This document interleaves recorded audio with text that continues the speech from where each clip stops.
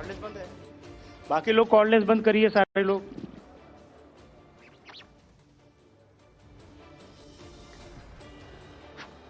ऐसे ये ठीक है, यहाँ पे स्क्रीन भी। साथियों नमस्ते। आज माननीय प्रधानमंत्री श्री नरेंद्र मोदी जी ने कैबिनेट में दो बहुत बड़े फैसलों को अनुमति दी है। पहला है आंध्रा और कर्नाटक को जोड़ने वाले बहुत एक इम्पॉर्टेंट इकोनॉमिक कॉरिडोर में रेलवे की 3rd और 4th लाइन, और दूसरा है केमिकल सेक्टर को एक टोटली नए तरीके से भारत में डेवलप करने के लिए एक नई स्कीम की घोषणा हुई है, आज अप्रूव हुई है। और केमिकल भी सेमीकंडक्टर की तरह एक फाउंडेशनल इकोनॉमी है, फाउंडेशनल इंडस्ट्री है, इसलिए बहुत इंपॉर्टेंट था इस इंडस्ट्री के लिए एक नए तरीके से सोचना। मैं दोनों स्कीम्स पे, दोनों पॉइंट्स पे आता हूँ। पहला प्रोजेक्ट है जो कि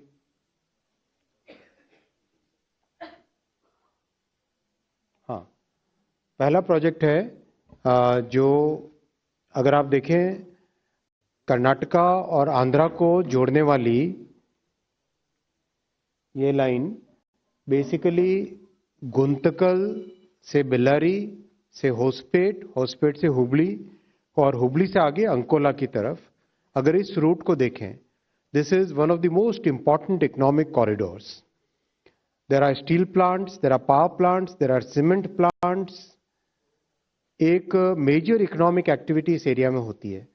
that's why if you recall कुछ ही महीनों पहले एक कैबिनेट का अप्रूवल हुआ था from Bellary to Hospet 3rd and 4th line.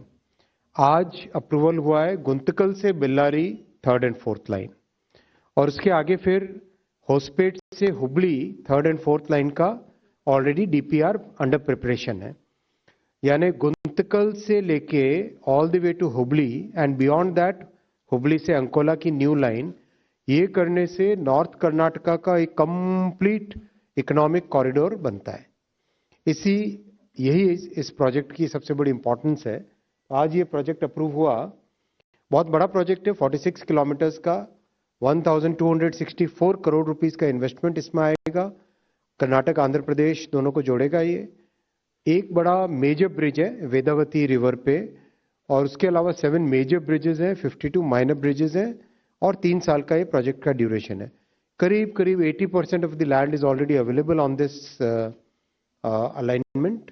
बाकी 20% लैंड अक्वायर करनी पड़ेगी, तो प्रोजेक्ट काफी तेजी से हो जाएगा। लॉन्ग लीड आइटम केवल वेदवती रिवर पे ब्रिज है, मेगा ब्रिज है, बाकी सारे के सारे आइटम्स इसमें बहुत स्पीड से हो जाएंगे। जैसा आप जानते हो, अगर रेलवे से किसी कार्गो को ट्रांसपोर्ट करें तो हाईवे के कंपैरिजन में 89% लेस CO2 एमिशंस होते हैं।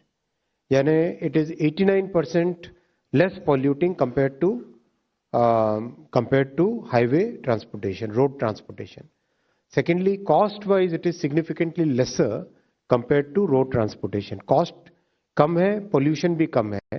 दैट्स वाई दुनिया में बहुत सारे देशों ने रेलवे को प्रायोरिटी दी है, और माननीय प्रधानमंत्री श्री नरेंद्र मोदी जी ने 2014 में जिम्मेदारी लेने के बाद से कंप्लीट रेलवे सेक्टर को ओवरहॉल करने का, ट्रांसफॉर्म करने का लगातार प्रयास चल रहा है। जैसा कि आप जानते हैं, रेलवे इज नाउ 99.6% इलेक्ट्रीफाइड, और वर्ल्ड का largest electrified railway network Bharat बन गया है। और परसेंटेज टर्म्स में देखो तो स्विट्जरलैंड के बाद में सेकंड नंबर पे है। स्विट्जरलैंड इज 100% और इंडिया इज 99.6%। हालांकि स्विट्जरलैंड का railway network is just about 5000 kilometres, 5000 kilometre उनका रेलवे नेटवर्क है, और भारत का 1,35,000 किलोमीटर का ट्रैक किलोमीटर्स का रेलवे नेटवर्क है। तो कंपैरिजन अगर करो, और उसके बाद में चाइना आता है नंबर 3 पे। चाइना इज अबाउट 80 के आसपास परसेंट है, और उसके बाद में फिर कई कंट्रीज आती हैं। तो overall our countries performance on green transportation has been very good. और अभी तो recently hydrogen train has done very well, as all of you aware. पिछले 17 जुलाई को माननीय प्रधानमंत्री जी ने हाइड्रोजन ट्रेन जींद से इनॉग्रेट की थी। कल या रादर आज सुबह तक इसके 1000 किलोमीटर्स फ्लॉलेस कंप्लीट हो गए, 1,000 kilometers of hydrogen train running without any issues. शुरू का पीरियड बहुत इंपॉर्टेंट होता है ट्रेन के कॉमर्शियल रन में, तो we are very vigilant over each and every parameter. We are measuring about some 130 odd parameters continuously हम मेजर कर रहे हैं उसमें. कैसा उसका बिहेवियर है, किस तरह के उसके पैरामीटर्स के वैल्यूज आ रहे हैं, वो सब चीजें मेजर कर रहे हैं. तो इस प्रोजेक्ट से 16 मिलियन टन जो एक्स्ट्रा कार्गो आएगा, that is equivalent to planting 27 lakh trees. यानी 27 लाख ट्रीज अगर हम लगाते, उससे जितना कार्बन डाइऑक्साइड सिक्वेस्टर होता, कम होता, एटमॉस्फेयर से एब्जॉर्ब होता, उतना इस रेलवे लाइन के बनाने से कार्बन डाइऑक्साइड ट्रांसपोर्टेशन सेक्टर से कम होगा. सो that's why it is equivalent to planting 27 lakh trees. 31 lakh human days का एम्प्लॉयमेंट इससे जनरेट होगा और 149 करोड़ लॉजिस्टिक्स कॉस्ट देश की बचेगी. सेकेंड मैं पॉइंट आता हूं भव्य रसायन स्कीम. हम सब जानते हैं कि इकोनॉमी में there are certain industries which are foundational industries. जैसे steel industries a foundational industry, chemical industries a foundational industry, semiconductor industries a foundational industry. Foundational industry का इंपॉर्टेंस इसलिए होता है that foundational industry supplies material to many other industries. अगर आपके पास देश में एक फाउंडेशन इंडस्ट्री स्ट्रांग है, तो उस फाउंडेशन इंडस्ट्री पे you can build many other industries. Chemical is one of those industries जिसमें if you have that industry in your country, then you can have multiple other industries which are based upon chemical industry.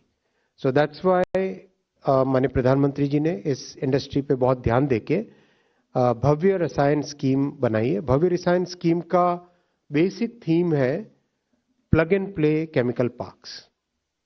Plug and play chemical parks time tested strategy है, दुनिया के कई देशों ने की है ये. और इस स्ट्रैटेजी में केमिकल में कॉम्प्लेक्सिटी आती है एनवायरमेंटल इश्यूज के कारण. एनवायरमेंटल कंसर्न्स बहुत इंपॉर्टेंट है केमिकल इंडस्ट्री में. सेफ्टी कॉर्डलेस बंद है, बाकी लोग कॉर्डलेस बंद करिए सारे लोग.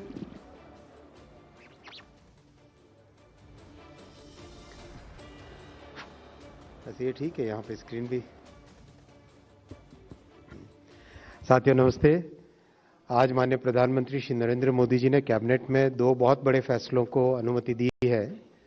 पहला है आंध्रा और कर्नाटक को जोड़ने वाले बहुत एक इम्पॉर्टेंट इकोनॉमिक कॉरिडोर में रेलवे की 3rd और 4th लाइन, और दूसरा है केमिकल सेक्टर को एक टोटली नए तरीके से भारत में डेवलप करने के लिए एक नई स्कीम की घोषणा हुई है, आज अप्रूव हुई है. और केमिकल भी सेमीकंडक्टर की तरह एक फाउंडेशनल इकोनॉमी है, फाउंडेशनल इंडस्ट्री है, इसलिए बहुत इंपॉर्टेंट था इस इंडस्ट्री के लिए एक नए तरीके से सोचना. मैं दोनों स्कीम्स पे, दोनों पॉइंट्स पे आता हूँ. पहला प्रोजेक्ट है जो कि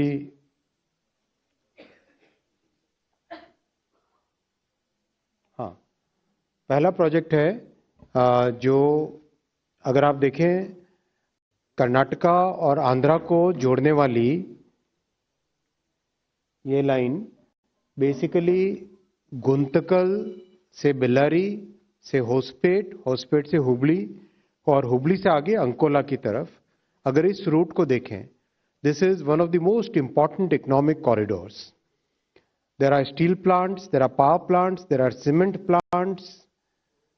एक मेजर इकोनॉमिक एक्टिविटी इस एरिया में होती है. That's why if you recall कुछ ही महीनों पहले एक कैबिनेट का अप्रूवल हुआ था from Bellary to Hospet 3rd and 4th line. आज अप्रूवल हुआ है गुंतकल से Bellary 3rd and 4th line, और उसके आगे फिर होसपेट से Hubli 3rd and 4th line का ऑलरेडी डीपीआर अंडर प्रिपरेशन है. यानी गुंतकल से लेके all the way to Hubli and beyond that Hubli से अंकोला की न्यू लाइन, ये करने से नॉर्थ कर्नाटका का एक कंप्लीट इकोनॉमिक कॉरिडोर बनता है. यही इस प्रोजेक्ट की सबसे बड़ी इंपॉर्टेंस है. आज ये प्रोजेक्ट अप्रूव हुआ. बहुत बड़ा प्रोजेक्ट है, 46 किलोमीटर्स का, 1264 करोड़ रुपीस का इन्वेस्टमेंट इसमें आएगा। कर्नाटक आंध्र प्रदेश दोनों को जोड़ेगा ये। एक बड़ा मेजर ब्रिज है वेदावती रिवर पे, और उसके अलावा 7 मेजर ब्रिजेस हैं, 52 माइनर ब्रिजेस हैं, और 3 साल का ये प्रोजेक्ट का ड्यूरेशन है। करीब करीब 80% of the land is already available on this alignment. बाकी 20% लैंड अक्वायर करनी पड़ेगी, तो प्रोजेक्ट काफी तेजी से हो जाएगा। लॉन्ग लीड आइटम केवल वेदवती रिवर पे ब्रिज है, मेगा ब्रिज है। बाकी सारे के सारे आइटम्स इसमें बहुत स्पीड से हो जाएंगे। जैसा आप जानते हो, अगर रेलवे से किसी कार्गो को ट्रांसपोर्ट करें तो हाईवे के कंपैरिजन में 89% लेस CO2 एमिशंस होते हैं, यानी it is 89% less polluting compared to highway transportation, road transportation. Secondly, cost wise it is significantly lesser compared to road transportation. Cost कम है, pollution भी कम है। That's why दुनिया में बहुत सारे देशों ने रेलवे को प्रायोरिटी दी है, और माननीय प्रधानमंत्री श्री नरेंद्र मोदी जी ने 2014 में जिम्मेदारी लेने के बाद से कंप्लीट रेलवे सेक्टर को ओवरहॉल करने का, ट्रांसफॉर्म करने का लगातार प्रयास चल रहा है। जैसा कि आप जानते हैं, रेलवे इज नाउ 99.6% इलेक्ट्रिफाइड, और वर्ल्ड का largest electrified railway network Bharat बन गया है। और परसेंटेज टर्म्स में देखो तो स्विट्जरलैंड के बाद में सेकंड नंबर पे है। स्विट्जरलैंड इज 100% और इंडिया इज 99.6%। हालांकि स्विट्जरलैंड का railway network is just about 5000 kilometres, 5000 kilometre उनका रेलवे नेटवर्क है, और भारत का 1,35,000 किलोमीटर का ट्रैक किलोमीटर्स का रेलवे नेटवर्क है। तो कंपैरिजन अगर करो, और उसके बाद में चाइना आता है नंबर 3 पे। चाइना इज अबाउट 80 के आसपास परसेंट है, और उसके बाद में फिर कई कंट्रीज आती हैं। तो overall our countries performance on green transportation has been very good. और अभी तो recently hydrogen train has done very well, as all of you aware. पिछले 17 जुलाई को माननीय प्रधानमंत्री जी ने हाइड्रोजन ट्रेन जींद से इनॉग्रेट की थी। कल या रादर आज सुबह तक इसके 1000 किलोमीटर्स फ्लॉलेस कंप्लीट हो गए। 1000 kilometres of hydrogen train running without any issues. शुरू का पीरियड बहुत इंपॉर्टेंट होता है ट्रेन के कॉमर्शियल रन में, तो we are very vigilant over each and every parameter. We are measuring about some 130 odd parameters continuously हम मेजर कर रहे हैं उसमें। कैसा उसका बिहेवियर है, किस तरह के उसके पैरामीटर्स के वैल्यूज आ रहे हैं, वो सब चीजें मेजर कर रहे हैं। तो इस प्रोजेक्ट से 16 मिलियन टन जो एक्स्ट्रा कार्गो आएगा, that is equivalent to planting 27 lakh trees. यानी 27 लाख ट्रीज अगर हम लगाते, उससे जितना कार्बन डाइऑक्साइड सिक्वेस्टर होता, कम होता, एटमॉस्फेयर से एब्जॉर्ब होता, उतना इस रेलवे लाइन के बनाने से कार्बन डाइऑक्साइड ट्रांसपोर्टेशन सेक्टर से कम होगा। So that's why it is equivalent to planting 27 lakh trees. 31 lakh human days का एम्प्लॉयमेंट इससे जनरेट होगा, और 149 करोड़ लॉजिस्टिक्स कॉस्ट देश की बचेगी। सेकेंड मैं पॉइंट आता हूं, भव्य रसायन स्कीम। हम सब जानते हैं कि इकोनॉमी में there are certain industries which are foundational industries, जैसे steel industries a foundational industry, chemical industries a foundational industry, semiconductor industries a foundational industry. Foundational industry का इंपॉर्टेंस इसलिए होता है that foundational industry supplies material to many other industries. अगर आपके पास देश में एक फाउंडेशन इंडस्ट्री स्ट्रांग है, तो उस फाउंडेशन इंडस्ट्री पे you can build many other industries. Chemical is one of those industries जिसमें if you have that industry in your country, then you can have multiple other industries which are based upon chemical industry. So that's why माननीय प्रधानमंत्री जी ने इस industry पे बहुत ध्यान देके भव्य रसायन स्कीम बनाई है। भव्य रसायन स्कीम का बेसिक थीम है plug and play chemical parks. Plug and play chemical parks time tested strategy है, दुनिया के कई देशों ने की है ये। और इस स्ट्रैटेजी में केमिकल में कॉम्प्लेक्सिटी आती है एनवायरमेंटल इश्यूज के कारण। एनवायरमेंटल कंसर्न्स बहुत इंपॉर्टेंट है केमिकल इंडस्ट्री में। सेफ्टी